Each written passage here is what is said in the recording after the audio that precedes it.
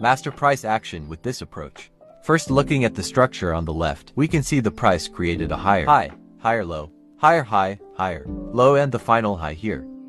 Right now we are adding the last high structure zone. We also add the rejection level of the structure zone. We can see the price attempted to create the breakout, but failed and pushed strongly down. That's a strong indication that the bearish pressure is there. Now, because of this momentum, we are looking for a market shift, and for that, we need to look for the last higher low structure zone, and we can see it here.